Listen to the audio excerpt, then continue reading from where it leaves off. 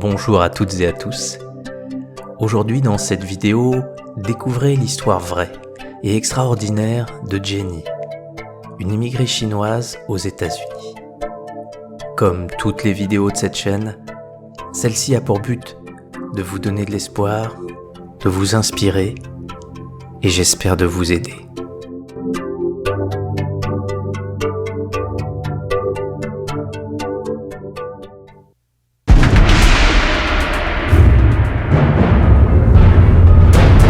Roulant sur le boulevard Monterey, la voiture fuit brusquement une embardée, s'engagea sur la bretelle de l'autoroute qui la menait loin de la ville et fila comme une flèche.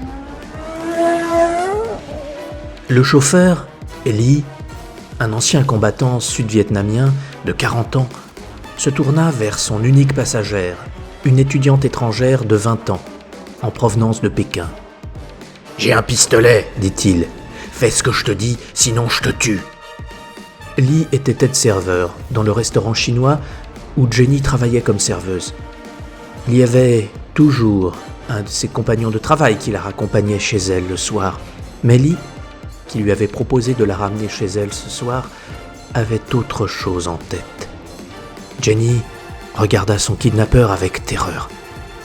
Lorsque celui-ci se tourna vers elle, le visage éclairé par les lumières du tableau de bord, son œil gauche était embrasé de folie. Et le droit, mutilé durant la guerre, ne laissait apparaître qu'une fente de chair rosée. Lee se remit à parler d'une voix dure. « Je vais te violer et te balancer dans un champ. Obéis-moi si tu veux vivre. » Jenny était venue aux États-Unis dans l'espoir de trouver une nouvelle vie.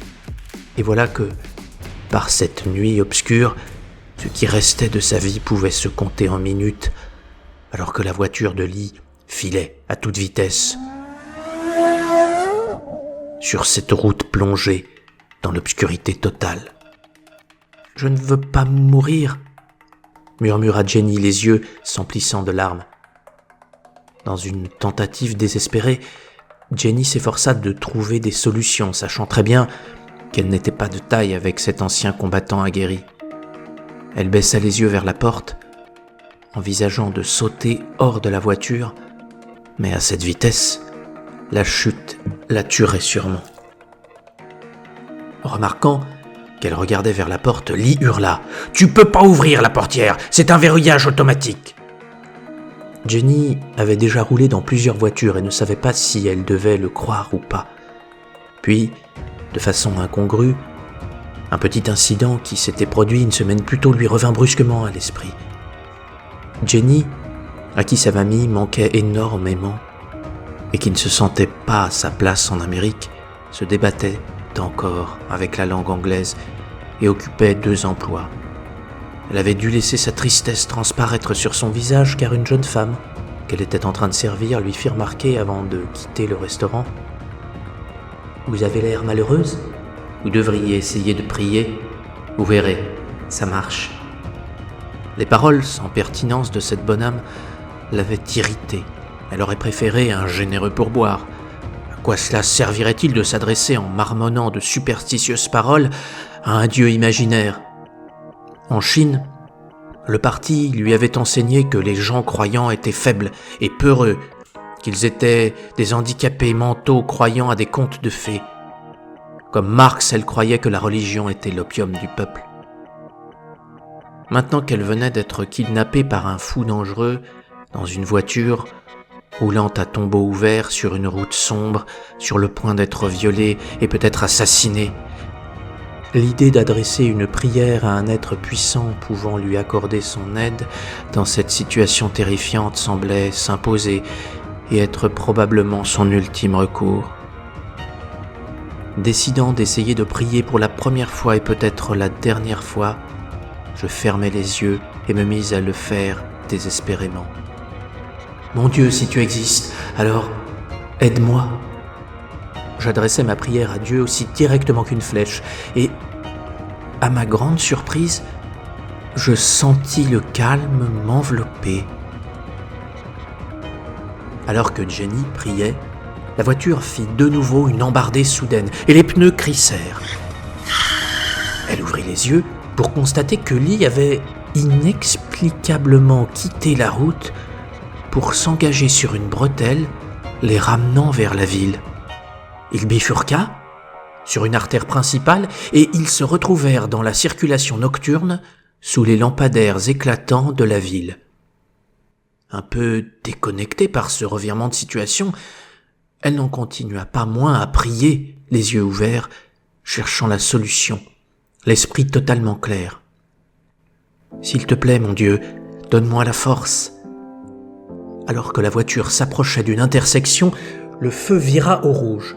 Et chose incroyable, Lee s'arrêta. De l'autre côté de la rue se trouvait une voiture de police, avec ses gyrophares bleus et rouges allumés. Une policière se tenait sur l'accotement, rédigeant une contravention pour excès de vitesse à l'automobiliste qu'elle venait d'intercepter. Jenny sut que c'était le moment ou jamais. Si Dieu lui avait apporté son aide jusqu'à ce point-ci, il lui revenait maintenant de se venir en aide à elle-même. Se sentant forte et tout en priant, elle empoigna son cartable et tira sur la poignée de la portière, ne sachant pas si celle-ci s'ouvrirait. Elle s'ouvrit. Lee essaya de la retenir en l'attrapant par le bras, mais elle s'extirpa de la voiture en usant de toutes ses forces et traversa à la course les 4 voies qui la séparaient de la policière, se sentant plus forte que jamais. Lorsque le feu vira au vert, la voiture de Lee démarra dans un crissement de pneus. La police l'appréhenda une demi-heure plus tard. Cette expérience ébranla mon système de croyance comme un tremblement de terre, avoue aujourd'hui Jenny 12 ans plus tard. J'ai grandi en Chine durant la révolution culturelle. J'ai vu ma famille et mon pays se faire détruire et je n'ai jamais vu Dieu aider personne. À l'école secondaire, mes cours de sciences comportaient des réflexions philosophiques prônant l'athéisme. Le monde est matière, et la conscience, qui n'en est qu'un sous-produit, s'éteint au moment de la mort. Les soi-disant miracles et pouvoirs surnaturels ne sont que des coïncidences fondées sur la superstition et la pseudo-science sur une mentalité de paysan. Mais c'est une force divine qui m'a sauvé. Je n'ai aucun doute à ce sujet. Et tous mes raisonnements philosophiques se sont envolés comme poussière au vent. Et peu à peu, j'ai compris que l'on ne peut pas tout expliquer et mesurer scientifiquement, et que l'on ne peut pas tout réduire aux atomes, aux éléments chimiques et aux particules de base. Cet incident fut un point tournant dans ma vie. L'enseignement que j'en tirais indirectement, c'est que les choses les plus importantes dans la vie, comme la bienveillance, l'amour, la foi et l'intégrité, ne peuvent se trouver dans des éprouvettes. Et pourtant ces qualités n'en sont pas moins réelles, et elles peuvent déplacer des montagnes et sauver des vies. Je ne fus pas surpris outre mesure lorsque mes parents et mes amis qualifièrent mon expérience de chanceuse et ma croyance en Dieu d'illusoire. Tout ce que je sais, c'est que j'étais sur le point de mourir, que j'ai prié et qu'une force et un calme m'envahirent, que mon kidnappeur quitta la route pour revenir en ville et qu'il s'arrêta en face d'une voiture de police. Je sais maintenant que j'ai un ange gardien, qu'un pouvoir divin existe. Et plus j'entre en harmonie avec cette force en vivant dans l'intégrité, meilleure devient ma vie. C'est presque scientifique. Voilà, cette vidéo est maintenant terminée. J'espère que cette histoire vous a plu. N'hésitez pas à la partager si elle vous a plu. Et si vous l'avez aimé, eh bien n'hésitez pas à me le dire. Ça me fera toujours plaisir. Je vous remercie et vous souhaite le meilleur.